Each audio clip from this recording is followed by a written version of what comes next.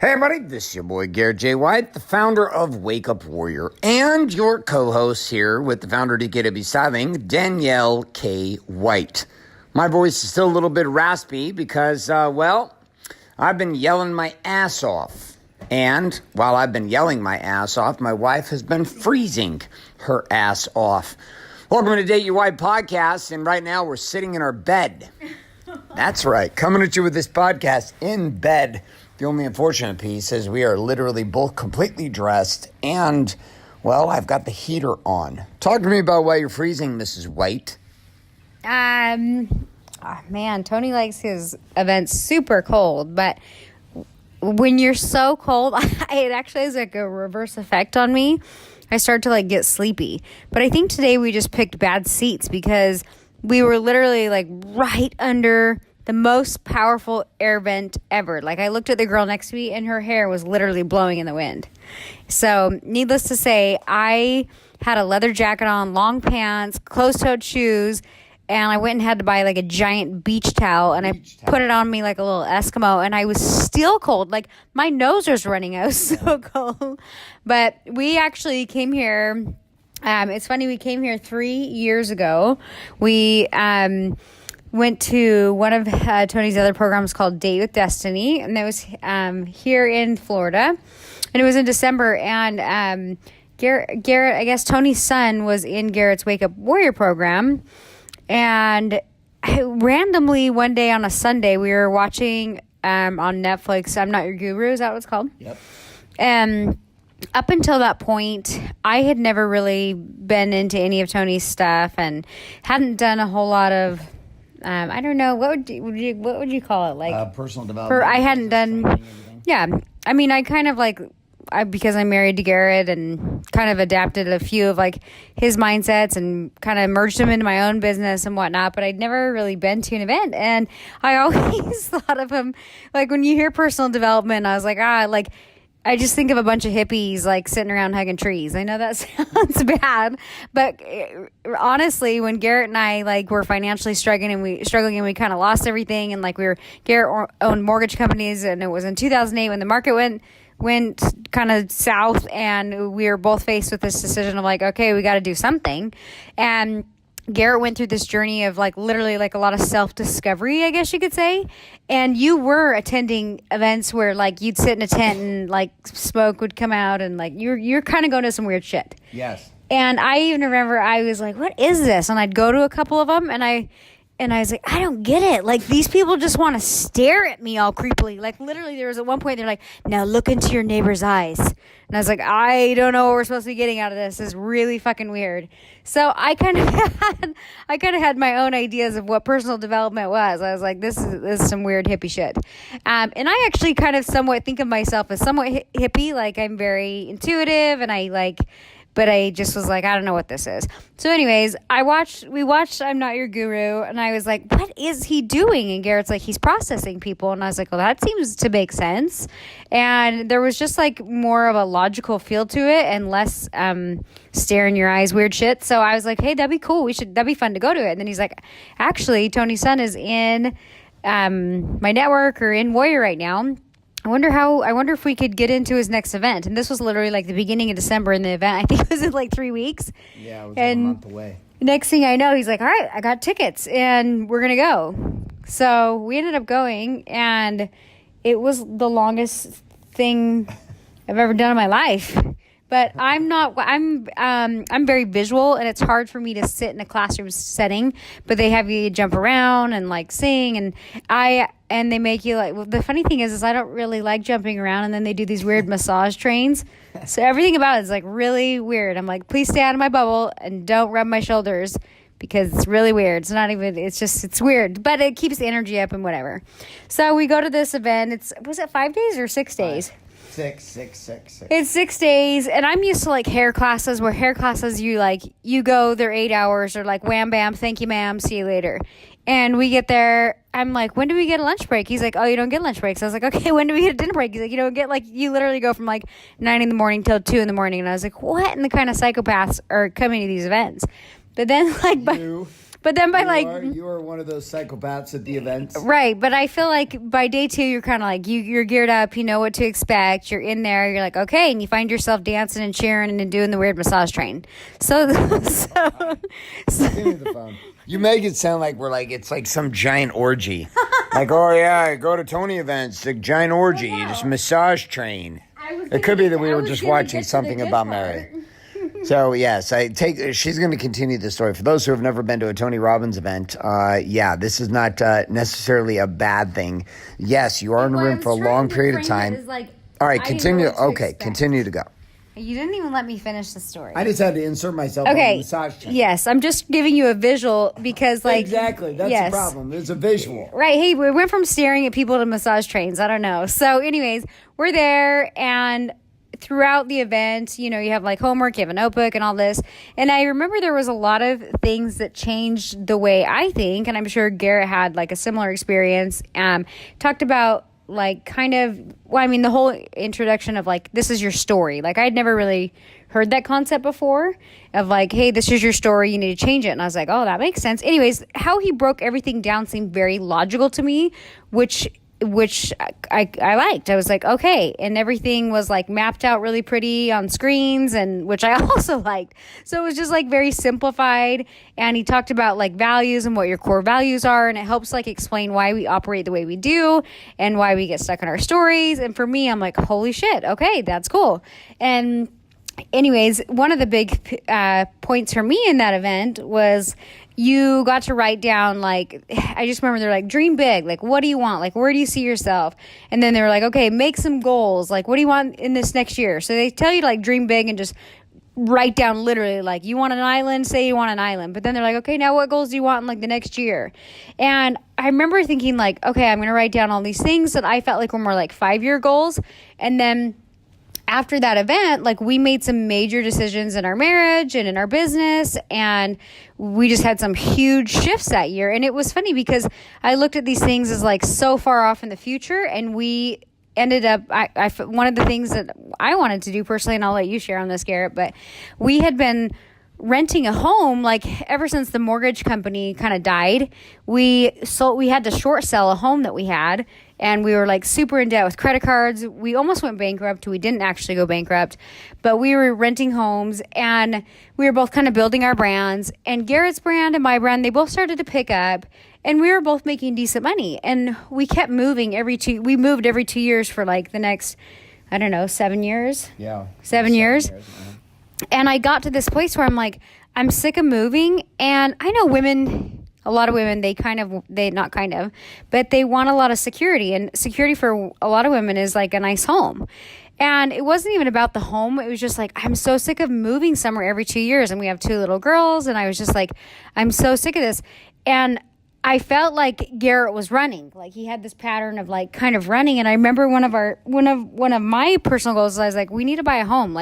There's no reason we can't. We have this story that our credit's shitty and all this stuff, but we're not doing anything to clean it up. And we have this story that we can't purchase a home. And I was and I'm just tired of feeling I'm always on the run.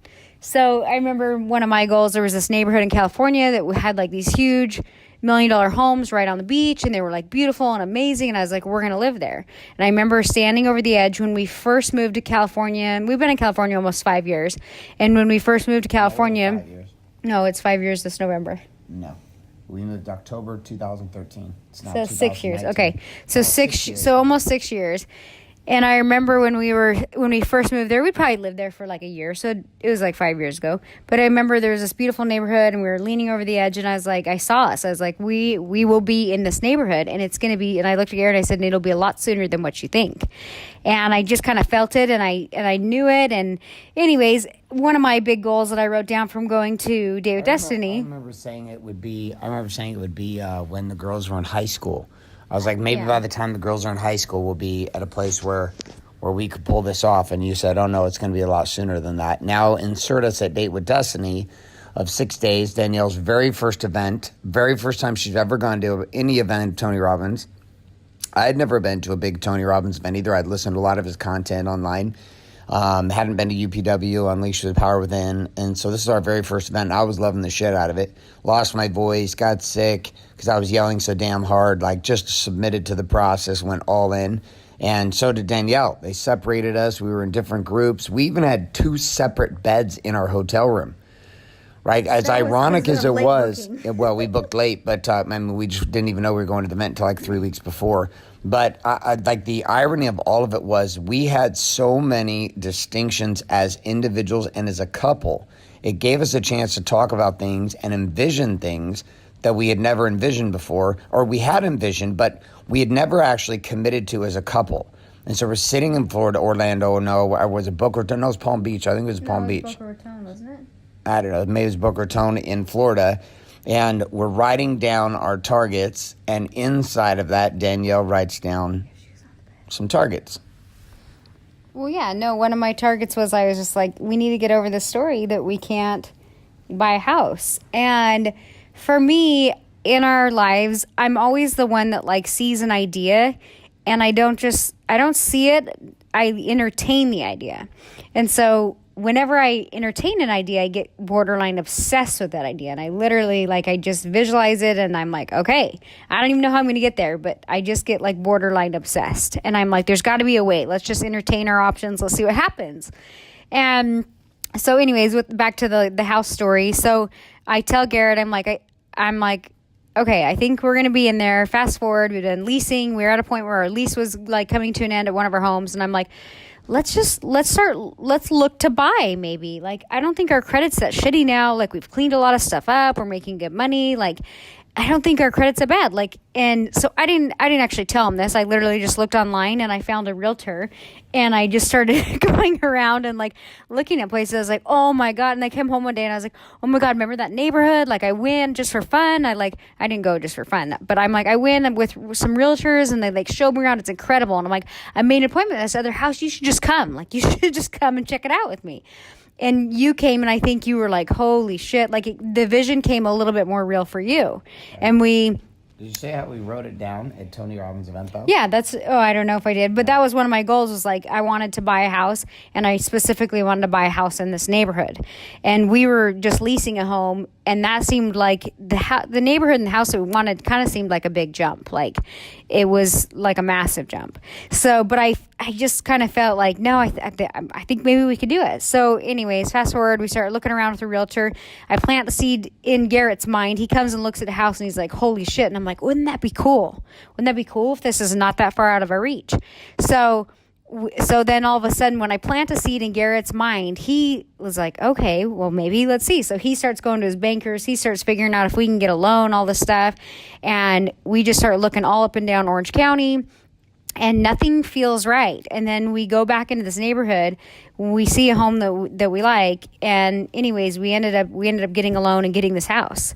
And I was like, holy shit. And it was like one of those situations where it seemed against all odds because of the story that we are telling ourselves. And then when we actually like put our foot forward and started entertaining the idea, everything kind of fell into place and we got the house. And it was like, I remember Garrett was freaking out because he's like, this is a huge payment on a house. Like, are we going to be able to do it? And I just was like, you know what? If there's one thing I can say, like, every situation that we've ever been, except for like when the market crashed, like, you found a way to like figure it out. And if anything, it kind of has like leveled us up both as business owners to like make shit happen. But I do remember like one specific time. Do you remember when we were in Cancun? No, Cabo. Oh, do you want to share this? Sure, you're on a roll. Keep going. It's like Danielle's show. I like it. We're trying to do this show on a phone, so it's harder to pass back and forth. But we were in Cabo the year that when like everything was kind of falling into place with the house. And I remember we were like 2 weeks getting away from like signing papers or whatever. We're in Cabo. We get in this. I'd already put the earnest money down. Yeah. I had to put the earnest money down.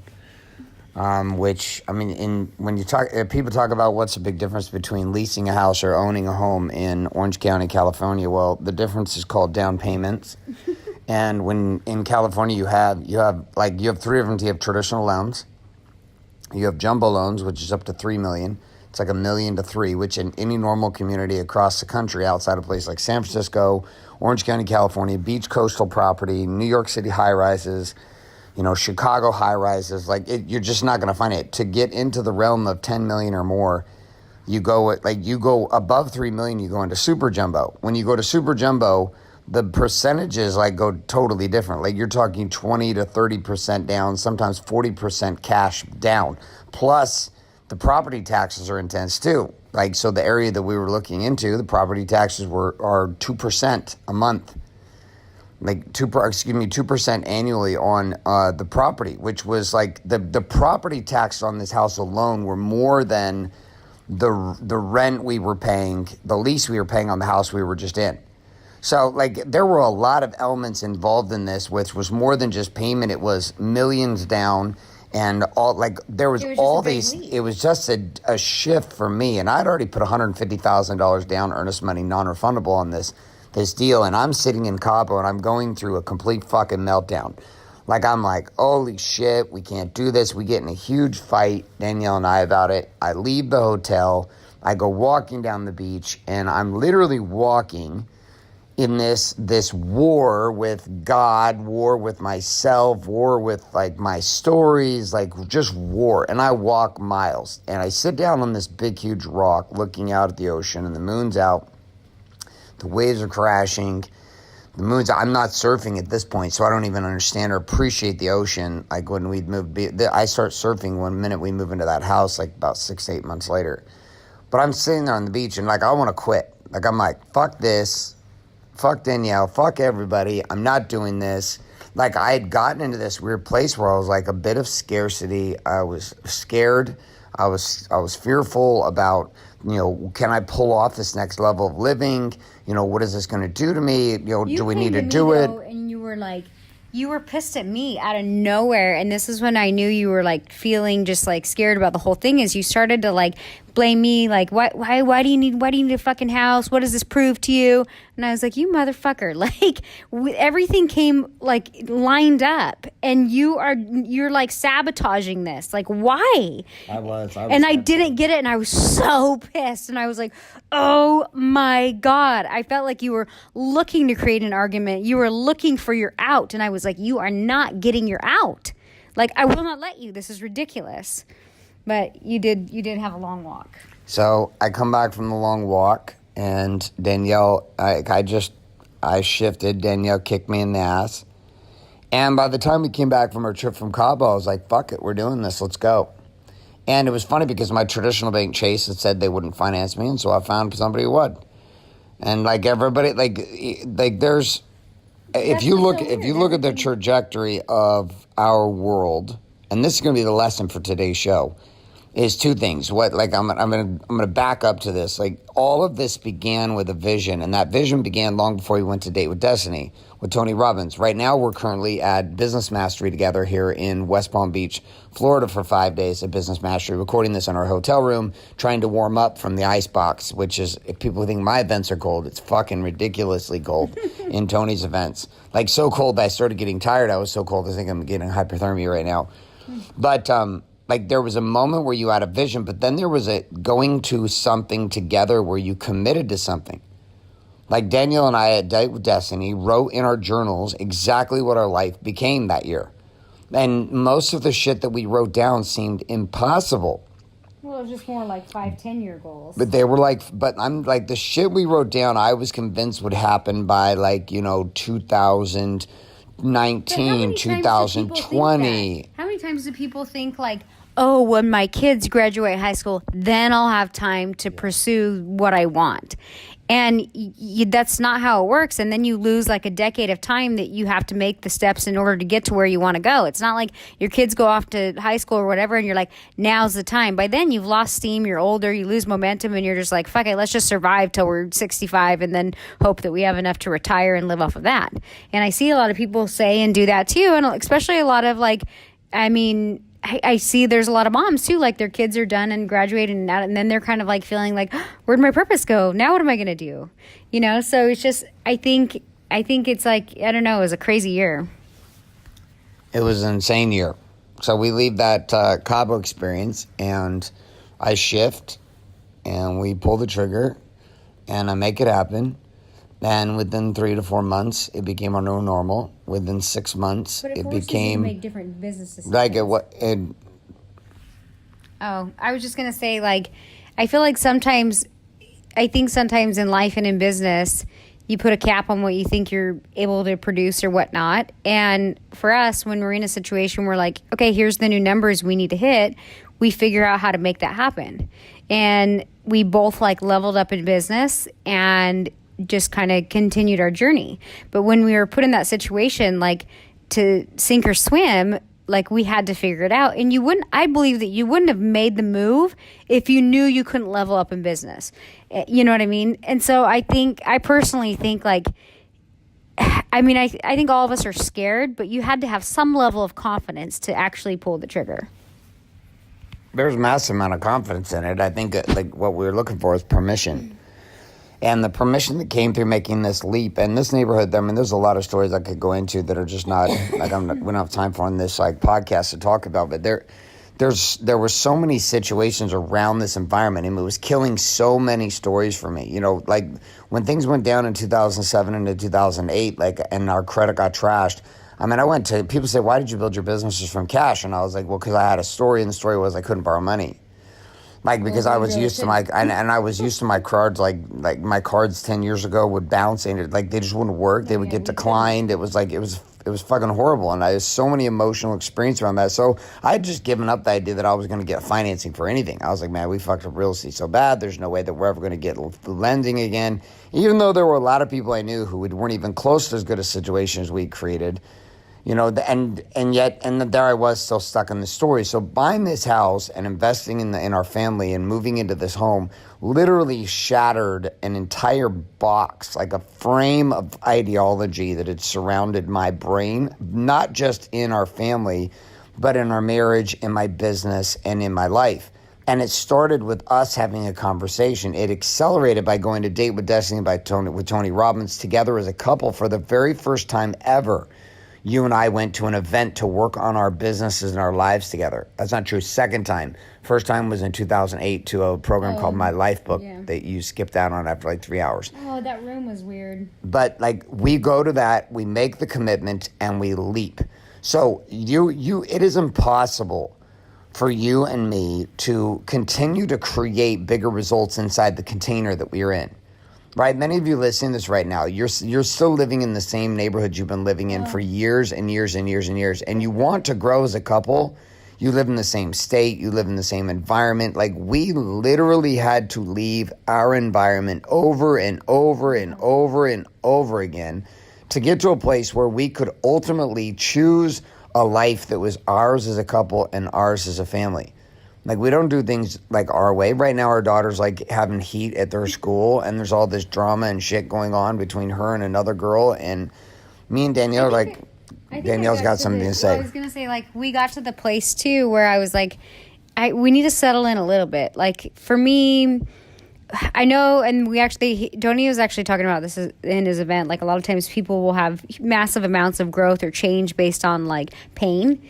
And I got to this place, too, in life where I'm like, hey, things aren't painful anymore, and I still want to learn and grow and push to the best version of me without having to feel that level of pain. And so I kind of got to this place when we were moving every 2 years and, like, seeing my kids switch schools and everything, and I was just like, I'm over it. Like, I don't need to experience growth by constantly moving every 2 years.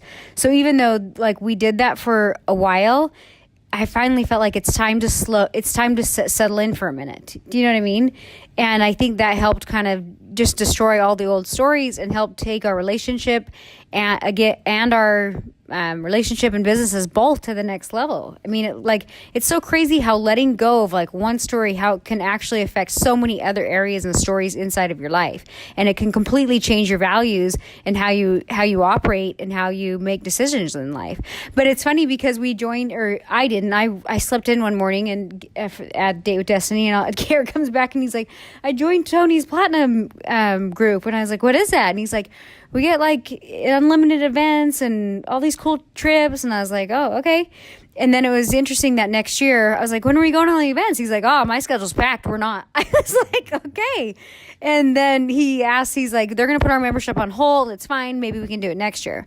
Well, And that turned into another year went by, and it's so funny. Like, I kept seeing like this. All of a sudden this year, I was like, I don't know if you're personally feeling like this, but I feel like in my business, there's like things I'd kind of always wanted to go to Business Mastery. Like, that was one of the events last time that I was really excited to go to. And I was kind of at this place where I was like, gosh, I feel like I need a kick in the ass this year. And there's some things in business that I'm not seeing, like we're having success, but I kind of know what I need to do and I kind of don't. And I'm like, I don't know. And like, I've been feeling like that for like the past probably like 3 months. And then I get this email that says, hey, your platinum membership's going to expire. You know, we've had it on hold, but if you don't want to lose your membership, like, you got to use it this year and you have to let us know in the next 2 weeks. And I was like, oh, and I'm like the type of person that, like, I literally, if I'm shopping online, it says 2 left. I'm like, I have to buy it. There's only 2 left. So that was enough to like put me over the edge. And I was like, hey, I forwarded it to Jeff, which is Garrett's guy. And I'm like, we need to make this happen. We're going to lose our investment. Plus, I actually really want to go to Business Mastery. So find out, like, let's just make it happen. So anyways, this was actually like a month ago. Garrett says, hey, there's Business Mastery in 3 weeks. Do you want to go? And I was like, yeah, let's make it happen. So that's the story, and that's where we're here now. And the thing that I'm getting the most out of this event, which is interestingly enough, like the area that I knew I needed to improve in, is like just knowing my numbers better. I feel like I've been able to step out of my business a little bit, and it can totally run and operate without me physically being there, even though I'm still behind the chair and I enjoy working, and we got a new manager and I'm like training her and that kind of thing. I'm able to like take a vacation and step completely away, and I trust that they have it, and like everything's running smoothly. Same with like our education and things like that. We have Ani, and like things are operating. But I get pissed off because I think that I would be somewhat good at numbers, and I don't know my numbers because it was a stressful part of our relationship where I just got to this place where I was like, you fucking handle it, Garrett. Like, I can't do everything. And then I think I like was too out of touch with my numbers. And I think that if I knew my numbers, I would know how to make adjustments in my business. And I would know better than Garrett would because he's not physically doing what I'm doing. He's not inside the salon. He knows, but he doesn't know. And so I just coming here, I'm like, it's just like reconfirming me everything that I knew I needed to do. And then so now that's kind of where I'm at with everything. Change. Like, it's not easy by any stretch of the imagination. You know, us coming here to Business Mastery, we've almost gotten in a fight every single break. No, we have not. Yes, I did the first day and the day before, and it gets to a point. Last night at dinner, it kind of got there, but it's all been around these topics coming up at Business Mastery. So she pushes me, and the funnier part is she's right, which pisses me off, and I fucking hate it. But I love it, but I don't know how to deal with it, but I love it, but I hate it. And I try to ask you questions. No, Garrett's so funny. Like, what I used to do is I want to come out and be like, why are you doing this? And I would phrase it like, literally, if there was something he was doing in business that I didn't see why, like, I'm like, that seems like a lot of fucking money to be putting there. And I would say, why are you doing this? And I would judge, and he'd say, you're judging from an ignorant place. You don't know what's going on. So I was like, okay, I don't know what's going on. So I started, when I ask him questions, I try to go in with like the mindset of like, Danielle, you don't know the full story. So if you're going to ask a question with the energy of like you're really wondering. And so I can always tell, like, it's hard for me to ask Garrett a question on his business because he'll get triggered. And I'm like, anyway, we were at dinner last night, and I was just asking him a question about, like, why are you putting this much into ads? Have you tried, like, holding off and see if, like, do you need to put that much in? Like, and he was getting really, really irritated. And then the next morning he was like, damn it. And he looked over at me and smiled because who was the guy that was speaking? Keith Cunningham was up there. He was actually a funny guy. I was like, he was entertaining. Like, when I first walked in, I was like, who's this guy? But he was really fun to listen to and very entertaining. But it was so funny, like, throughout the whole thing, I think both of us are just like looking back and forth at each other, kind of smiling, like, God damn it, we need to know these things. And he's saying, like, you don't need to be an accountant, but you have to know the accountant lingo, and you have to know be able to look at a spreadsheet. What did he say? When he's like, the power's not in like knowing your numbers, the power's in looking at your numbers and knowing how to make an impact with your numbers, or something like that. I can't remember. And then there was another really good quote by Bill Gates that was really good too. The Bill Gates quote. I can't remember. I'll read it. Okay. He quoted Bill Gates, who said, "Success is a lousy teacher because it lulls smart people into believing they're bulletproof." And then the money game. I like that he talked a lot about like people get so obsessed with scaling, and scaling doesn't always make you more money. And this is something that I'll see with like a lot of small business owners, and I'm a small business owner, but I'll see people like, for example, I had a sister-in-law who opened a gym, and you know, I know that they like put so much money and effort into it, and they were open for like 5 years, and they probably ended up making no money, and then finally decided to just close the doors. And I think a lot of business owners go into it, and if you don't fully understand your numbers, you just think, oh, if we scale, you know, it'll even out, and then we'll make money. And unfortunately, you could go do that and go down that path for like 5-10 years. And that's a lot of time to just be hoping and praying like, hey, if we just throw everything back into the business, you know, eventually it will work out. And I think that that's just like a lack of actually being able to look at your numbers and fix them or tweak them. So, He also said another thing that was funny. He said, as business owners, we don't need to do more smart things. We need to do less stupid things. And he wrote, what is the book called that he just wrote? The Road to Stupid? The Road to Less Stupid? The Road Less Stupid. The Road Less Stupid. And then the number quote that Danielle was giving, I take notes during these things. And let me find it. It's right here. Hold on. The value is knowing, as a business owner, there is no value in a number. The value is knowing what to do about the numbers that you see. And like the entire process was about tracking. And this is like the whole process we have with Core 4, with Wake Up Warrior, and everything we do there is the ability to track our numbers inside of a metric-based system for our lives.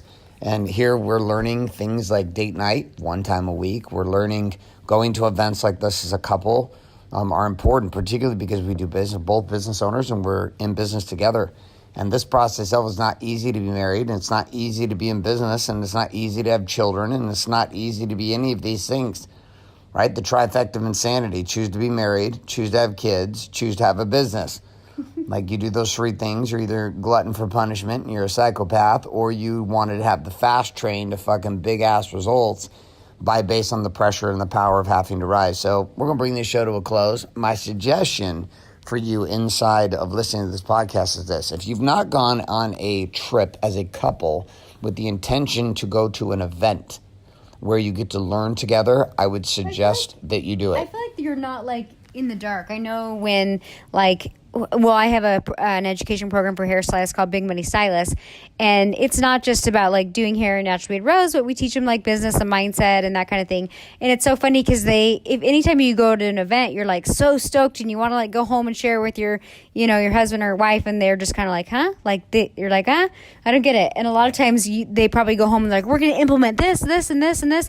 And to a spouse, if they're not at the event, they might be like, whoa, pump the brakes. Like, nothing's broken. Why are you coming after me? Depending on how you approach your significant other and say, hey, we're going to make these changes. You don't want to come across like, hey, you're wrong, I'm right, and this is how we're doing it. And if you're not in the event together, we've seen that happen on both sides of our events, where it creates a lot of tension inside of relationships because it's like they're not there. So it is important to like, people all the time say, Garrett, do you have a women's program? He did Warrior Women for a minute, but they stopped doing it. And then people will always say like, oh, I like for the hairstylist, I'll be like, well, send them to the Warrior thing. But both of ours, like mine's catered to, hairstylists, and Garrett's is just catered to men. So it's not like, unless you have a husband and wife that are hairstylists, like it's not like a couple event.